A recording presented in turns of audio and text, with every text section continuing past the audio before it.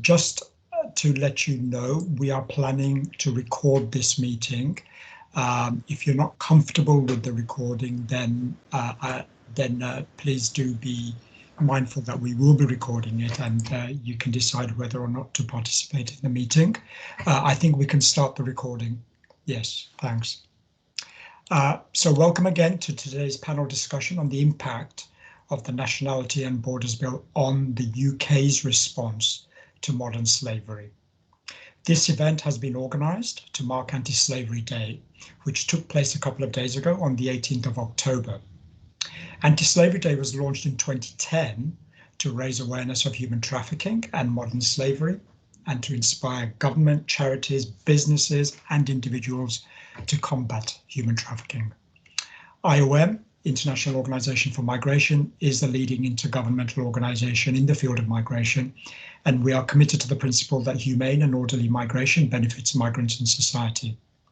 We're part of the United Nations, and as the UN Migration Agency, we work in partnership with governments, other UN agencies, local and international NGOs, and the private sector and development partners on all aspects related to counter-trafficking, ranging from prevention, protection to prosecution. Now, IOM has been working in the field of human trafficking since 1994. And in the UK in particular, we've been working on this topic since 2014.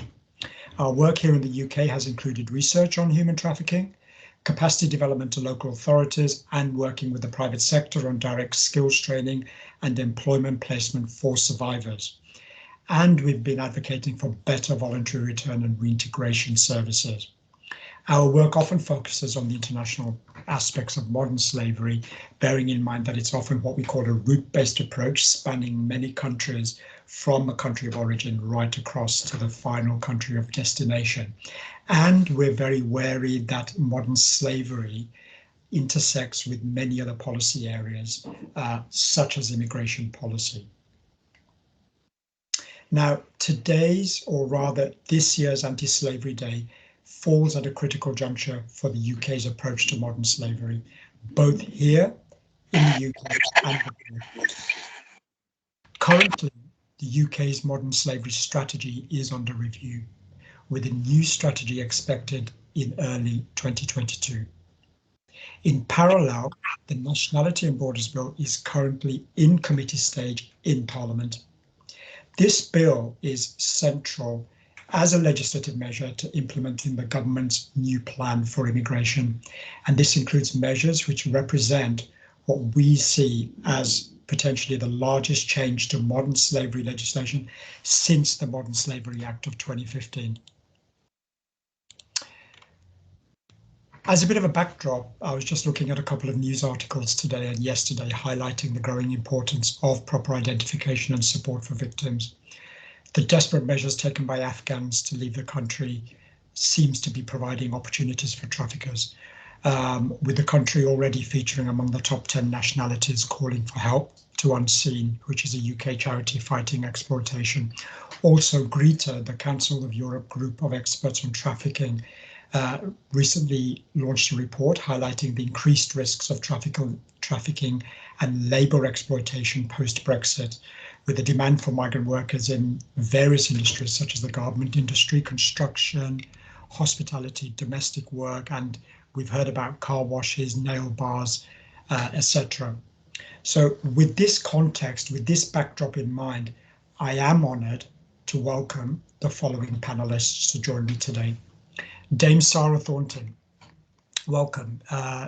Dame Sarah is the Independent Anti-Slavery Commissioner, responsible for encouraging good practice in the prevention and detection of modern slavery and the identification of victims. Philippa Roberts, hi Philippa, is the head of policy and research at Hope for Justice, which is an international anti-slavery charity that works across over 32 locations and exists to change lives and end slavery by preventing exploitation, rescuing victims, restoring lives and reforming society. Tamara Bennett, hi Tamara, is Director of Operations at the Human Trafficking Foundation, which was established to support and add value to the work of many of the charities and agencies across the sector working in human trafficking in the UK. The Foundation brings together parliamentarians, NGOs, local authorities, law enforcement, academics and other experts throughout the anti-trafficking and modern slavery sector, and to learn firsthand from the experience of people who are supporting victims and disrupting trafficking networks. I'd like to welcome all of you today.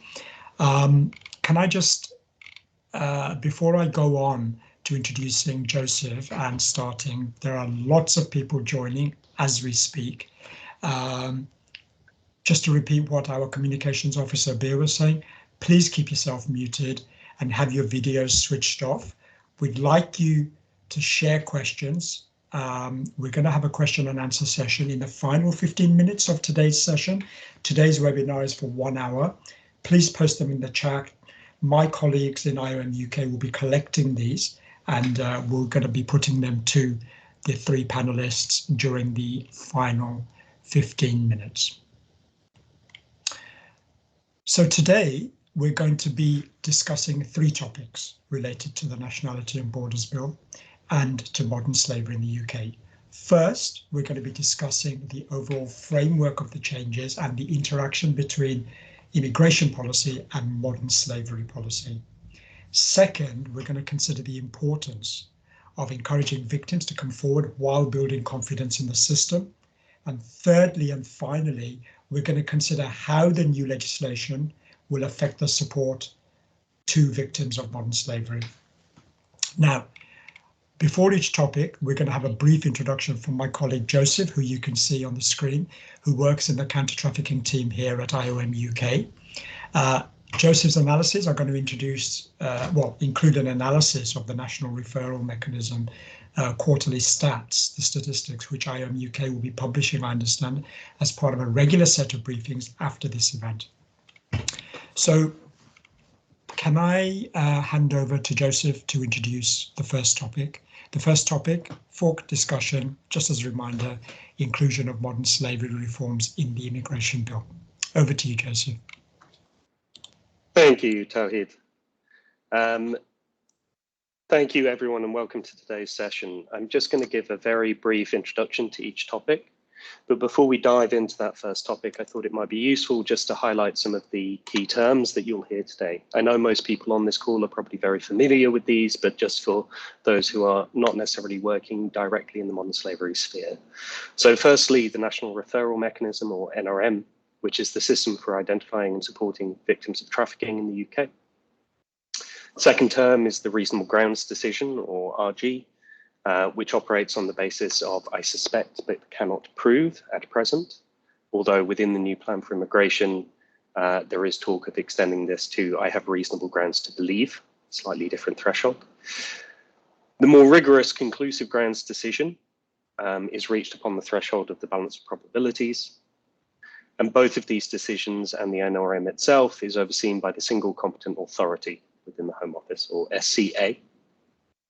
The legislative framework for this is the Modern Slavery Act of 2015. And what we are discussing today relates to the government white paper released earlier this year, the new plan for immigration, and the legislative apparatus for that, which is working through Parliament at the moment, which is the Nationality and Borders Bill.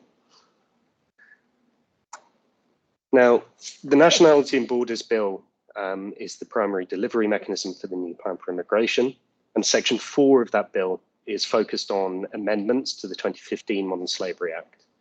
And what we wanted to discuss a little today was whether it makes sense to thematically link the modern slavery with the asylum and immigration policy.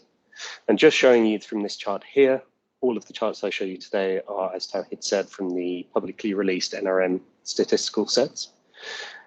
We can see that over time, since 2014, which is when we have publicly available data being released that we can access properly, the proportion of UK nationals being referred into the NRM has steadily risen up until this year, where for Q1 and Q2, it numbers over 1/3 of all referrals into the NRM. It's also important to note within this that 62% of child referrals into the NRM are UK nationals.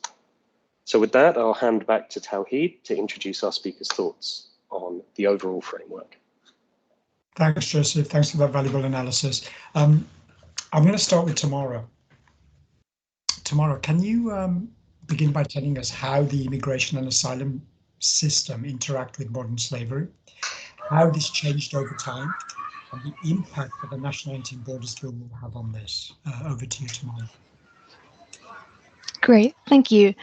So yes, can you all hear me? We can hear you loud and clear. Yeah, no, great. So the government, obviously, as we know, wants to tackle immigration.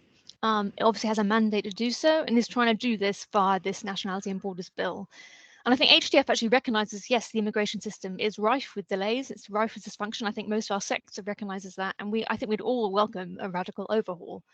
But I think the real concern here is this bill risks perversely increasing actually the criminality and exploitation committed in the UK and making the asylum system even more complex and difficult. So firstly, looking at immigration should not incorporate a whole chapter on modern slavery, I think is generally the view, as is just mentioned in terms of that data, the majority of cases are increasingly British. And the NRM is not an immigration process, and the decision is purely about exploitation. And that yes, the two are tenuously correlated, but I think this is something that the Conservative government itself has recognised, is that actually the two need to be separated. If you look at Oppenheimer's report, from the Home Office report, it talked about the fact that we need to separate immigration and slavery. And I think the fact that the UK has become a world leader is partly because it's recognised this, and in so doing, it's moved to separate the two. The other example is the Single Competent Authority, which was created a few years ago, which is very much about replacing the UKVI's role in assessing foreign national victims of slavery. I mean, the whole point of the Modern Slavery Act was to bring all those kind of pieces of legislation all over the place together. So this bill is a step away from that. Again, it's putting section of slavery into immigration, when actually the Modern Slavery Act was all about moving the bill away from immigration, moving it away from BOR, moving it away from other aspects, and putting all in one centralized point. In fact, before the 2009 Coroners Act, there was no legislation making it illegal to exploit British victims in labour exploitation. And that's actually not unusual if you look at the picture internationally. The UK has very much led the way, you know, and that's why we're seeing so many British cases. But this, I think, is taking us a step back from that kind of 10-year direction of travel that we've seen. And yes, immigration and modern slavery can converge in some cross-border human trafficking cases involving foreign nationals particularly, but I think it's worth noting that British nationals can also be exploited cross-border, which was the case with when Sweden wrote a report about 10 years ago, essentially complaining about British victims being trafficked to Sweden. But in foreign national cases, victims can be forcibly taken to the UK, so a bill penalising victims entering illegally contravenes all we know about modern slavery. Also, some victims might have chosen to come to the UK, but are then tricked and forced into exploitation during the journey, or when they arrive, for example, to repay a supposed unexpectedly incurred debt, for example. I mean, we know foreign national victims are going to collide with the immigration system, particularly because very few victims actually get a conclusive, after a conclusive grounds, very few get leave to remain. So what we see is many people in our sector using the asylum system to try and get leave to remain so victims can have enough time to recover. But it's I think we often call it's like pushing a square peg through a round hole, because actually the asylum system often isn't suitable, but we don't really have many other tools available. And yes, while the NRM may be abused by a small number of fraudulent claims, the fact is the NRM recovery reflection period is only meant to last 45 days. So the reality that it takes 450 days to receive a conclusive grounds decision is something that actually causes despair for most of our sector. And we welcome speeding up that process. However, introducing a trafficking information notice, and so converging immigration with trafficking, risks creating another layer of bureaucracy, and so would likely increase the length of time. And so again, the NRM could be used for delaying decisions if that's what fraudulent claims want, and because the NRM will not be speeded up by this bill. So I think looking at fixing the system, we really want to be saying, actually, yes, let's make it 45 days, and let's not confuse the systems by mixing immigration with modern slavery when we've been spending years slowly trying to kind of detach the two. Thank you. No, that's very valuable in terms of your reflections. And I'd just like to move on to Dame Sarah. Could you share with us your thoughts on the impact that the focus on immigration is going to have on the identification of potential victims and their vulnerability, people's vulnerability to being trafficked?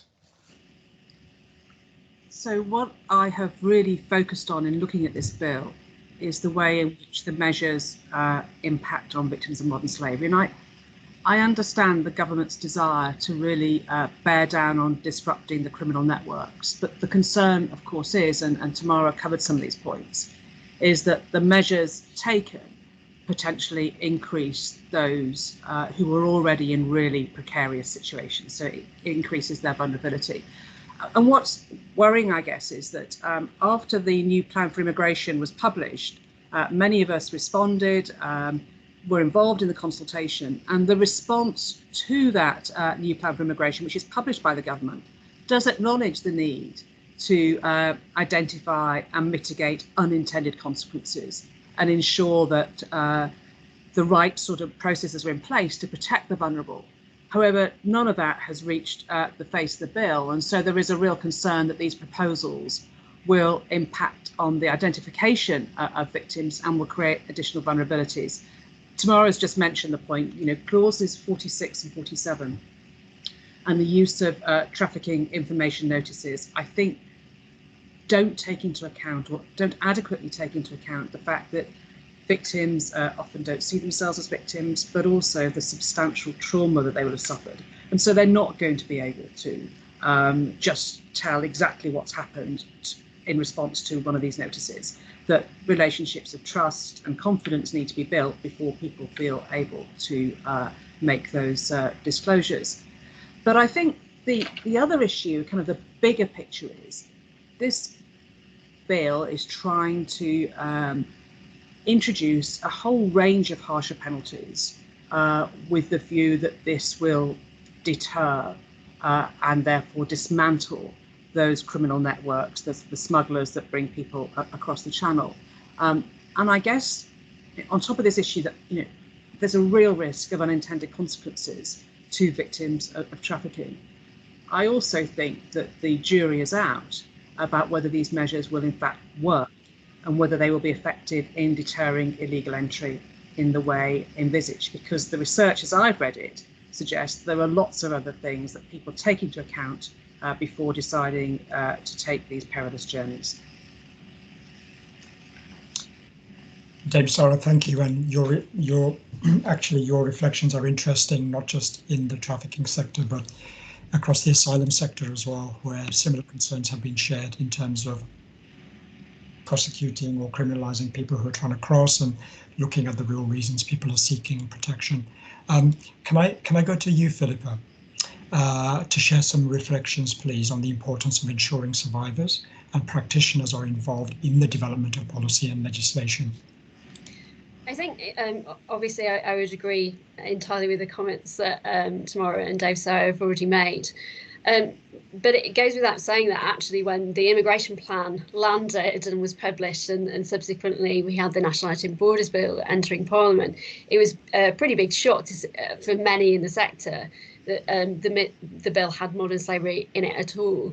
And that lack of warning, evidence base and an understanding of the significant consequences identifies a really much broader issue, both in asylum but also in trafficking as well. That if we really want to have strategy, legislation, policy, which really achieves its aims and objectives, that means we need meaningful dialogue, early consultation and engagement as survivors, as experts in the field, as well as wider statutory and non-statutory practitioners. Where we have that, where survivors and wider practitioners are listened to, that it's absolutely integral to the development of really high quality strategy, legislation and policy, especially in really complex areas such as asylum and also modern slavery. This provides the evidence-based knowledge and insight into what works.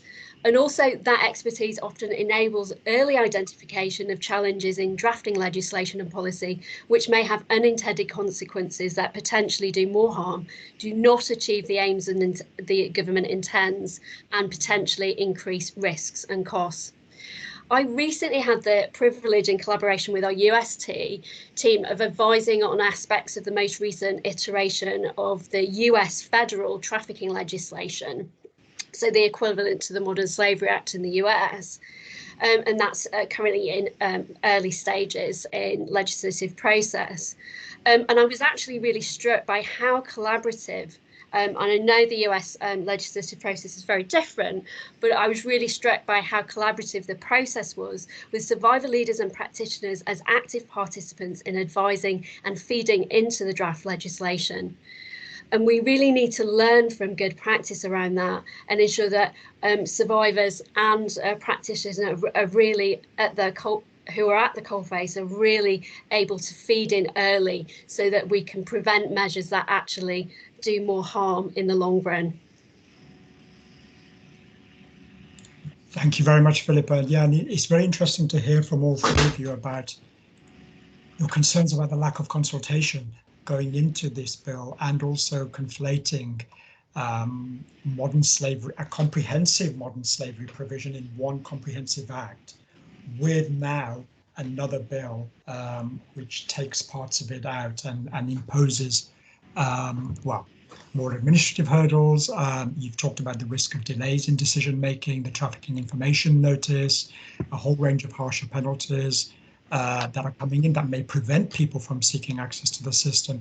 And also, I mean, Philippa, just to reiterate what you're saying, the importance of that consultation process with people who, you know, survivors and practitioners in this very field. So going on to the second topic now, which is we'd like to talk about balancing protection and encouraging victims to come forward with this whole focus now on preventing abuse or potential abuse of the NRM, the National Referral Mechanism. Joseph, can I just hand over to you to introduce the topic, please? Thank you, Tawhid. So just to introduce this topic, I just wanted to draw attention to the particular clauses that are generally being considered here. So this is 46, 47 and 48 of the Nationality and Borders Bill.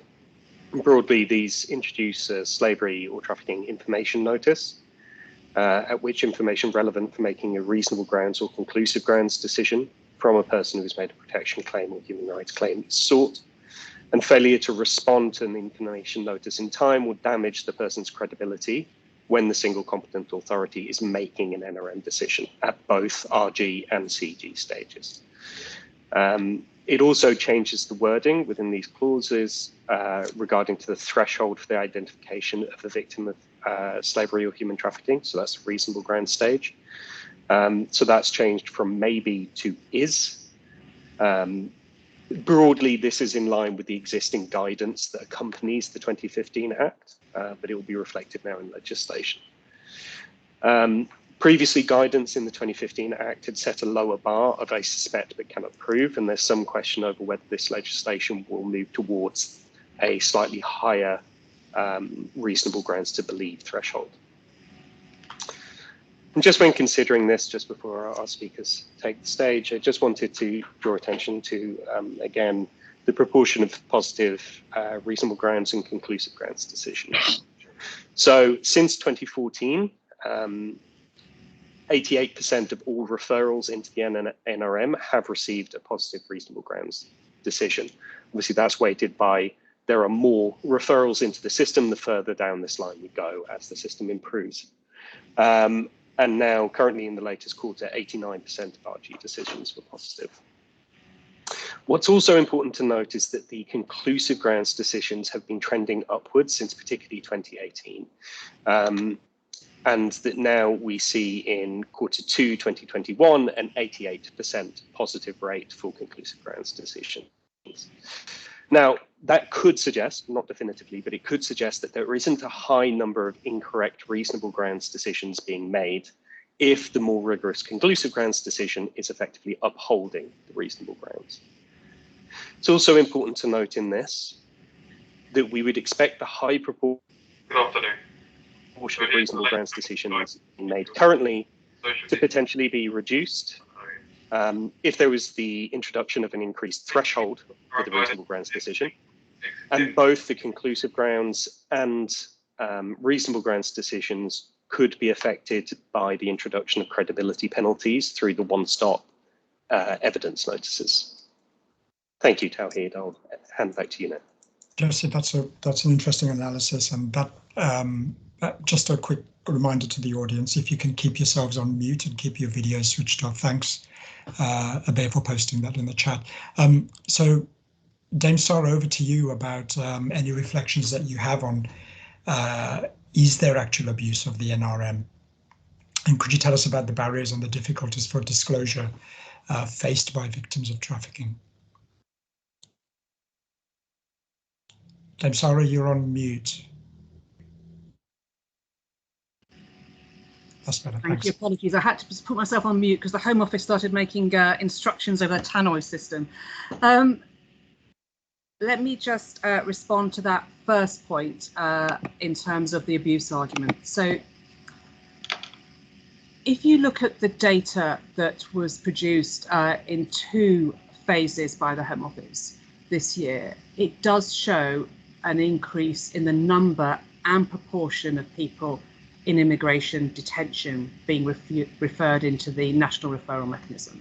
The percentages have gone up and the absolute numbers have gone up. And this has kind of led to this perpetuation of the abuse argument.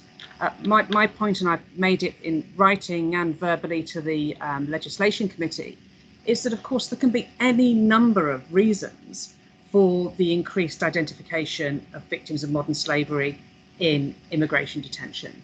All sorts of changes over time in that detained population, just greater awareness amongst immigration enforcement staff of modern slavery. And of course, let's not forget that following Stephen Shaw's review of vulnerable people in immigration detention, there's been a whole range of measures taken by immigration enforcement in particular and the Home Office in general to increase the identification of vulnerability and in particular the identification of victims of modern slavery. And when I've spoken to staff on the ground, you know, they think that they've had training and they're better at identifying what's going on. So there's a real weakness in saying just because the numbers have gone up, the whole issue is about abuse, and we've challenged that. I mean, it's worth saying that, of course, this isn't the only change. Those of you who are very engaged in this issue will know that the adults at risk policy was changed earlier this year to include victims of modern slavery for the first time. And I have a strong suspicion that the net result of that will be fewer victims of modern slavery will be released from immigration detention after they've been identified.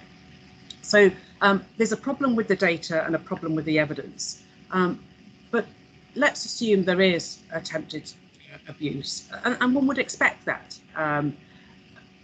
But what we don't seem to be able to understand is what is the scale. And there's a real risk that measures taken to stop a small amount or small number of people seeking to abuse the system will considerably impact on significant victims of modern slavery. So Joseph mentioned the provisions in clauses 46 and 47. I touched on them earlier, but this requirement to respond to a trafficking information notice, I think, is highly problematic given everything that we know about trauma, its impact on the brain, the way in which recollection can be piecemeal.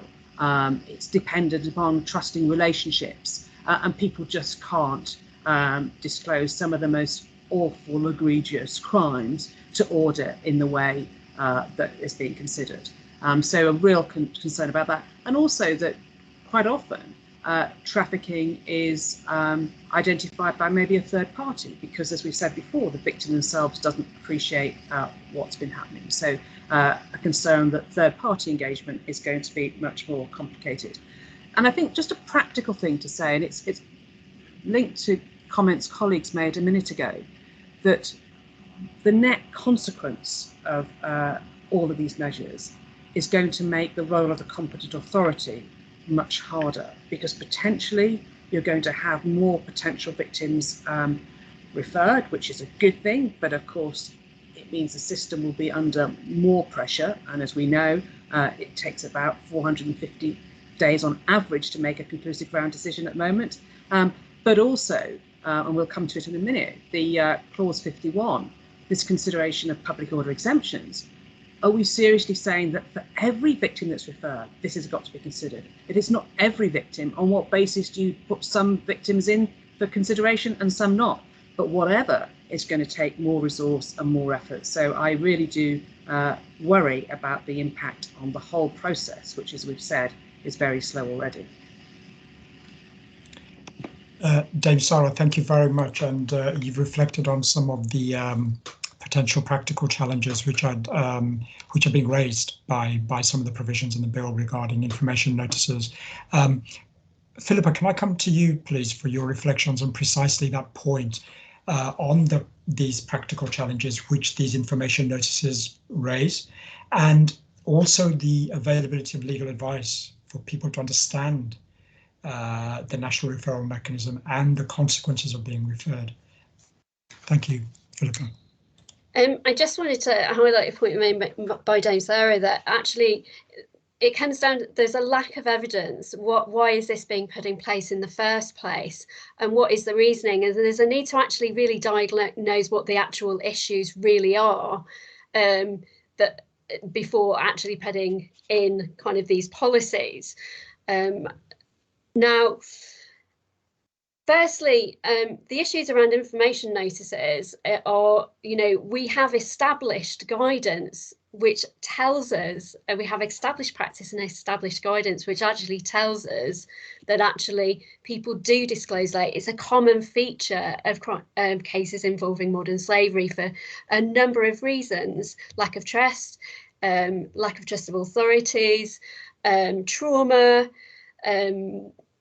So all of these issues are already established in practice why people may disclose late in statutory guidance. So that actually flies in the face of our current guidance that we have, our current government guidance. And just to give you an example of that, we've had cases where it's taken 2 years for a survivor to disclose sex trafficking due to the trauma they've experienced, but also it took that length of time to develop a relationship of trust before they felt comfortable in disclosing. Also, just to highlight that actually a lot of victims don't actually know that they're victims. So we're relying on the victims to know what information should be being provided to authorities. And if you look at the Council of Europe Convention, the European Convention on Human Rights, the responsibility isn't on the victim. The responsibility is on the state to identify the victim. Finally, in our experience, victims also require independent advocacy and support, including legally aided advice and representation to even understand systems like the NRM system and provide informed consent, understand the implications. And this would be also true of responding to such things as information notices. Practically, victims can face multiple barriers in our experience in getting specialist legal aid advice. So first, they need support to do so, to empower access to legal services, and that's even more difficult in detention. And actually, some of those barriers are things like a lack of understanding of rights to legal advice, vulnerabilities such as being a child, trauma, things like learning difficulties, language barriers, and also cultural disorientation. Secondly, as recent research highlights, there's a really significant issue of legal aid deserts across the country. That's more acute for victims of trafficking because it's very much a specialism within a specialism. So what that overall means is that legal advice, and particularly pre-NRM legal advice, is extremely important, as is such things as having safe spaces, which the government actually committed to a long time ago but haven't put into place. And actually, that can't just be dealt with by increasing provision of legal aid within legislation. That's about dealing with the practicalities of the way the legal aid contracts work and ensuring that legal aid is actually commercially viable.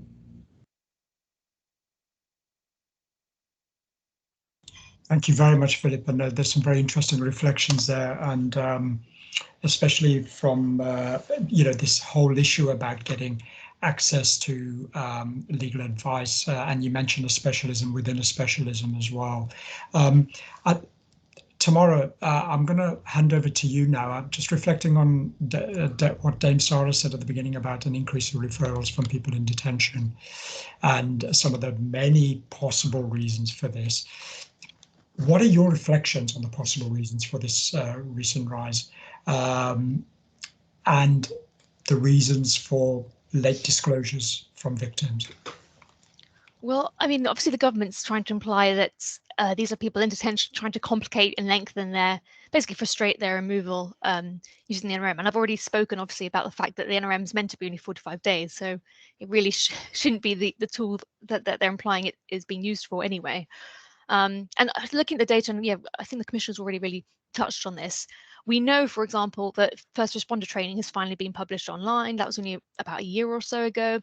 So it's not surprising that we're seeing an increase in referrals from the detention. That's the evidence the government's saying is, look, there's an increase of referrals from detention. Something's dodgy here. And yet, actually, if they knew more about what we're doing in the slavery sector, they'd probably realize that actually, yeah, immigration referrals are probably increasing because it's actually better training. And we're seeing that even from our own personal experience. We've had some really great communications and work with immigration officers on some of our groups, our London Modern Slavery Leads group with councils, etc. So we're actually seeing the engagement being better by people working in immigration. So we know this is happening. So it's not surprising that referrals are probably going up. And also there's a Hibiscus report that makes very clear that actually a lot of people in detention are potentially victims of trafficking and weren't being seen before. So I think that's broadly our concerns. But frankly, I mean, unlike asylum, being recognised as a victim of trafficking in the NRM doesn't actually provide you with anything necessarily concrete. So the impetus, I think, to use this route would be pretty small. And the data shows the UK didn't grant protection via the asylum system to 49% of individuals who were identified as being trafficked. And we would actually like the NRM to offer something. You know, we know overseas domestic workers receive 2 years. We'd like that for all victims of trafficking. So we have to edit this bill so it recognises that possibly victims don't self-identify, and Philip has already sort of spoken about, you know, first of all, it's obviously not an obvious crime. It's not like being mugged. You won't necessarily recognise you are a victim. Also, shame. I mean, certainly we know with the traveller cases, for example, a lot of the vulnerable British men who were being exploited by the traveller families, even though there was a huge amount of violence, there were broken bones, there was people with scurvy because of the malnutrition, yet many of them wanted to call the traffickers friends, even when they're identified. So we're talking about serious barriers to self-identification. And actually the onus should never be on the victim anyway. We know there's a statutory duty for first responders to be able to identify. That's probably why it's going up in detention, as I just touched on. So how can we mitigate against this? I think first, you know, we need, as sort of Philippa said, legal aid, but we need sort of risk assessments around any trafficking information notice. You know, it means the right translators, the right legal advice. You know, many victims don't even know if they've been in the NRM or not when you actually come across them. So, you know, the level of understanding is very small at the moment. We need to really tackle that if we really want survivors to have all the tools available to make the right disclosures. And I also think, you know, I think there is a concern around costs and the increase in referrals having a cost. But I think one of the ways of dealing with this would be looking at how the crime recordings are taking place. Because we know at the moment police have to crime record absolutely everything, but actually a lot of exploitation in the NRM happens abroad. And so, for example, could we exclude those from the system so that police don't have to crime record everything if the person has been exploited abroad?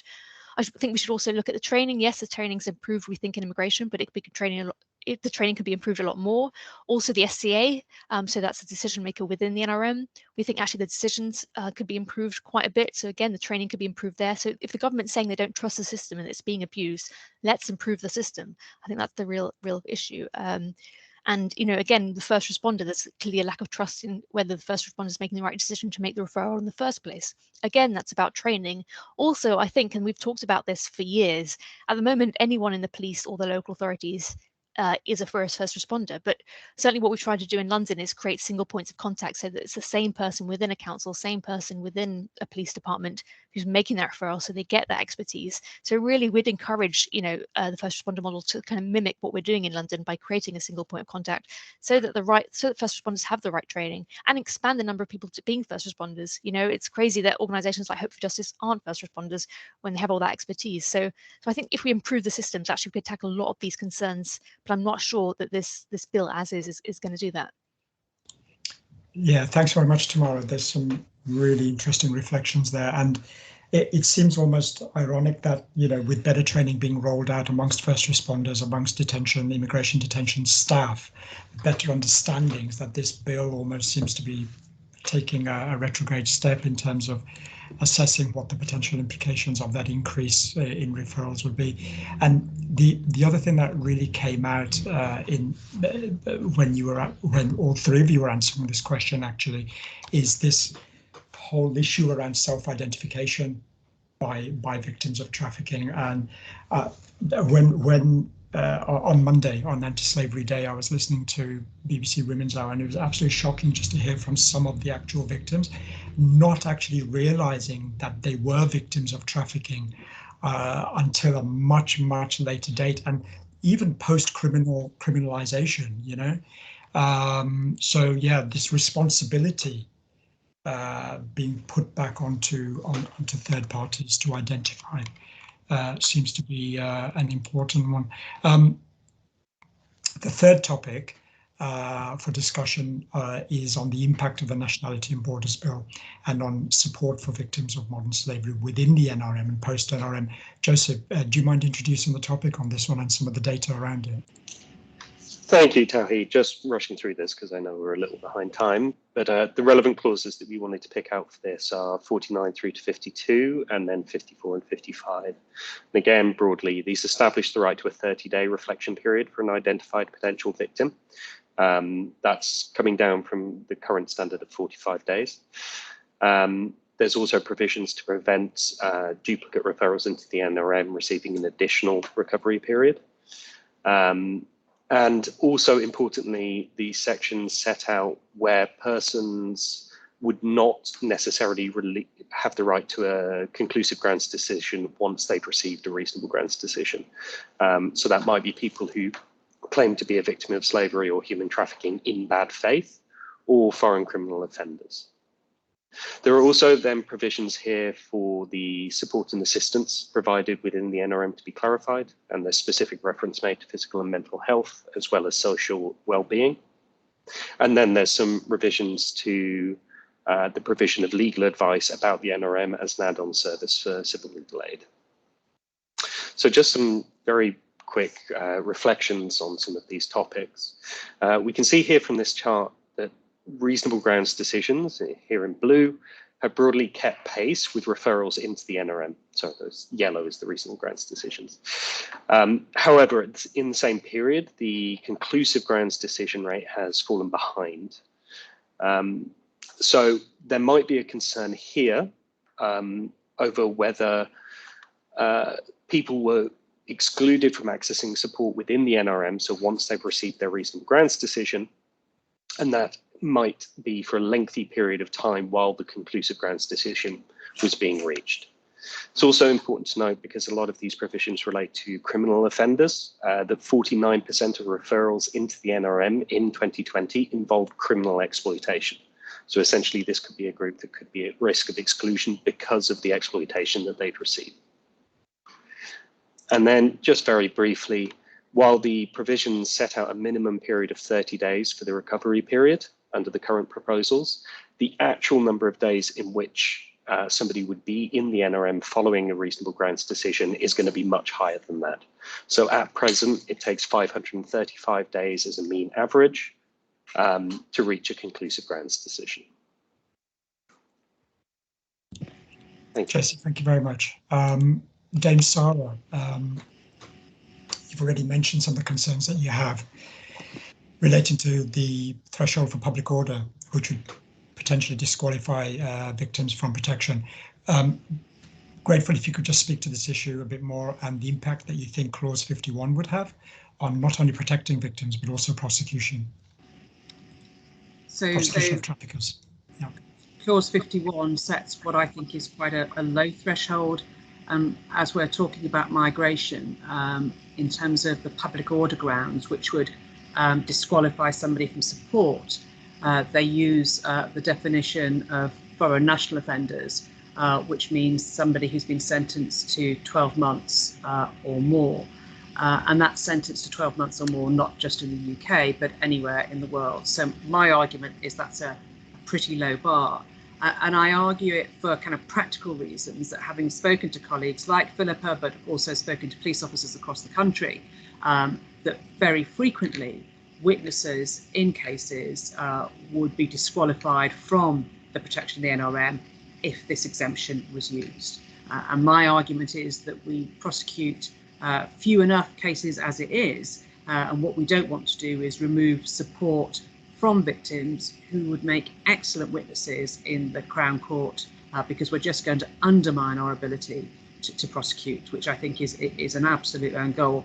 I've discussed with colleagues about what could be done about this, and have suggested, and we'll speak to the Minister again about it next week, that could at least there be something in the legislation, maybe borrowing the words from clause 53, talking about enabling a person to cooperate with a public authority in connection with an investigation or criminal proceedings with regard to exploitation. But otherwise, I really think there is a very great possibility that this particular provision will undermine our ability to prosecute traffickers, which I don't think anybody would want, least of all the government.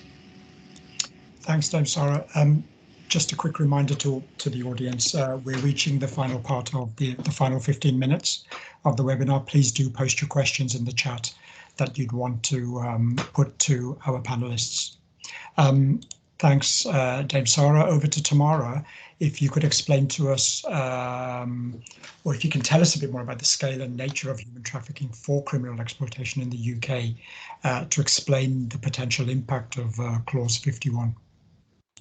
Sure. So under this clause, a threat to public order includes anyone who's been convicted of any of the wide list of offences listed in Schedule 4 Modern Slavery Act.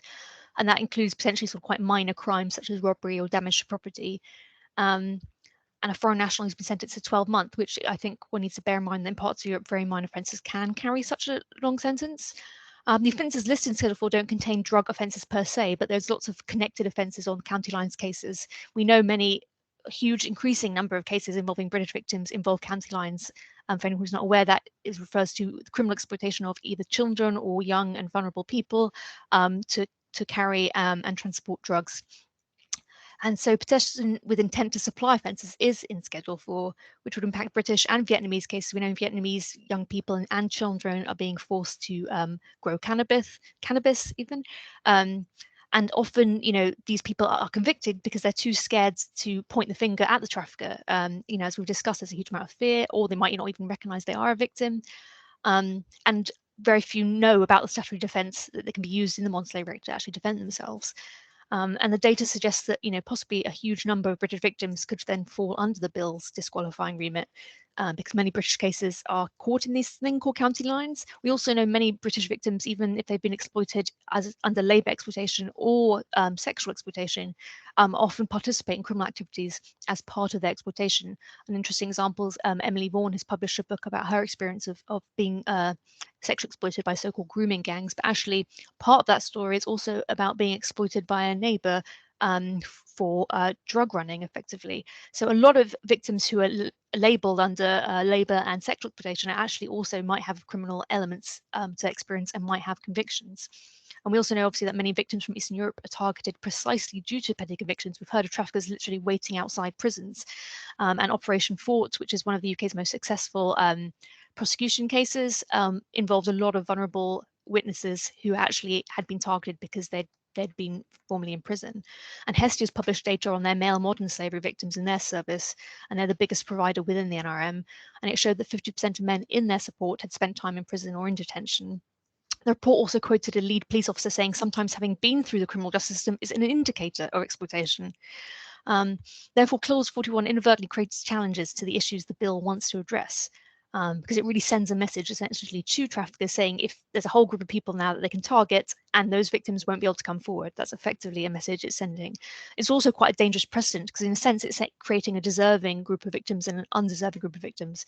And yet, if we look at any other type of crime, if someone's robbed a bank, we still, if we find out that they've been sexually assaulted, want them to be treated as a victim for sexual assault and get the person who committed that. It doesn't matter that they robbed a bank. Similarly, this is a very serious crime and these victims deserve to be treated as victims, and it's better for everybody if we do. Thank you very much, Tamara. And there's some really important reflections there. And also just the point that you made about, actually going through the criminal system in the past and having a conviction could actually be an indicator or a vulnerability to trafficking and being ripe for exploitation. Philippa, if I could go over to you now. Could you explain to us why it's important that survivors can access long-term support, which actually responds to their vulnerabilities and needs prior to the trafficking, as well as responding responding to those needs resulting from exploitation and the role that this plays in preventing trafficking? Yeah, so firstly, there are obviously provisions within the bill around the provision, a recovery and reflection period, and to some level provision of support. But this does reduce the current minimum 45-day recovery and reflection period to 30 days. And in addition, needs must arise from a person's exploitation, whatever that particularly means, but our understanding is that that might not include looking at their pre-existing vulnerability. It also doesn't particularly put the longer term support aspects, which we have advocated for many years, including things like the recovery needs assessment on that statutory funding, and particularly the specific needs of children are actually really absent from these provisions. So it also creates provisions which are currently in guidance to provide limited leave for victims of trafficking under certain criteria and circumstances. But in our view, actually, that also creates a much narrower criteria than the Convention envisages. The Convention explanatory report talks about looking at the whole circumstances. And actually, it's much narrower than in current statutory guidance. In addition, it doesn't specifically address the fact that in the Council of Europe Convention, leave for children should be granted in the best interests of the child as well. So we have experience of providing direct independent advocacy and support to victims really over the last 12 years. And our experience, it is extremely cost effective for the government and beneficial to survivors to have high quality, longer term support that is holistic, that is flexible and takes into account someone's individual journey of recovery, which in our experience is not a linear journey of recovery. Also within that, we need to look at process. So that's having an automatic, in our view, having an automatic leave provision for those granted with a positive conclusive grounds decision, as well as ongoing support. And actually, often it's a situation for foreign nationals that their immigration status actually affects the ability to access lots of other support services. So that's actually really key for seamlessly moving people on from the NRM system into long-term, enabling access to services, access to work and reintegration. Also, in our experience in developing programmes, the importance of listening to survivors and what their needs are, and also what justice means to them. Addressing some of the long-term vulnerabilities people have experienced is actually also absolutely critical and key to reducing risks of re-exploitation, and enabling survivors to just not just recover from their experience, but actually thrive in society. In turn, that stabilisation of immigration status plus long-term independent advocacy and support, it acts as a platform to empower survivors to make decisions such as whether to cooperate with criminal investigations or pursue civil actions, and that contributes to perpetrator accountability. We know particularly with prosecutions and Section 1 and 2 offences that actually survivor testimony is actually often really crucial to securing successful convictions. That in all creates a hostile environment for those who exploit, and notably there are numerous reviews, reports, academic reports that support this view that the long-term advocacy and support and regularisation of status is absolutely crucial. In summary, we would, at a very minimum, advocate for what Lord McCall has advocated for many years, which is a minimum of a year's leave and support. I'm just trying to find my mute button. Thank you very much, Philippa, for that. Okay, so going to have a few minutes for questions and answers. Apologies that we don't, but that was a really, really interesting session and a lot of interesting points made there. Can I use my chair's prerogative to ask the three panelists a question, just to kick off some of the questions? Could each of you tell us of the actions that we can all take in terms of advocacy on the Nationality and Borders Bill to improve the response to survivors of modern slavery. Maybe, Philippa, you were last on. I'm going to bring you first on now. I think, firstly, I want to say, in terms of the sector as a whole, there is really significant and great collaborative work going on around this bill. So I would encourage organisations to really connect into HTF, who are coordinating some of that work on the bill. If you are a support provider, the evidence of the potential impact is really key on this. So, for instance, we collated evidence around the Section 51 provision and found that between 29 to 45% of victims that we know of really could be affected by that. So that kind of evidence is really, really crucial and important. I think it's also really important as organisations, members of the public, academics, that we are advocating to our local MPs around these issues, as well as advocating within government settings and making sure that we're actually really engaging the government on these issues and our concerns. Thank you very much, Philippa. Can I go over to Dame Sarah, please? So I agree with Philippa. There's been a lot of work in the sector. I guess looking at it slightly removed, I just get frustrated that there isn't one key message that we can all agree on. Now, if it was my shout, it would be about Clause 51. And that data point you just made, that basically this has the potential to take a third of people out of support. And that means there will be fewer prosecutions and fewer traffickers locked up. I think the simplicity of some of those messages is sometimes lacking because you've got to think about who you're trying to influence. You're trying to influence members of parliament who are going to, you've got to appeal to what they think is important. And I think most of them would think prosecuting traffickers is really important. And I would kind of be very keen that we have a real focused effort on one thing rather than kind of raising 3 or 4 things. But I know it's very difficult because this isn't a command and control organisation. This is a group of people trying to work together. Dame Sarah, thank you very much for that important point. And it is a complex, I mean, look, this whole issue is a complex one, but really simplifying some of the issues, there's a real strength in what you've just said. Tamara, over to you. Yeah, as Philippa kindly mentioned, so at HTF with everyone else we have tried to kind of coordinate the sector as much as we can. There is a letter that's going to be going out. So if there's any NGOs on here who haven't signed it, please do get in touch. And we've got, I think, about 20 or 30 already who've signed up to it. So I appreciate what Dame Sarah is saying. We have tried to make the messages pretty simple. So we have focused on 51 and we have focused on 47 effectively. So we have tried to pull the kind of easy, digestible stuff that MPs can understand. So we really have tried to focus on, there will be more traffickers in your area and you will have more vulnerable people targeted, and that's the basic message of the letter. And we've got a quote from Dame Sarah's from her evidence as well in that letter, because it is really important to sort of highlight that a lot of the sector has this concern. So I think if you're not a member, if you're just a member of the public, contact us and we can happy to forward the letter to you.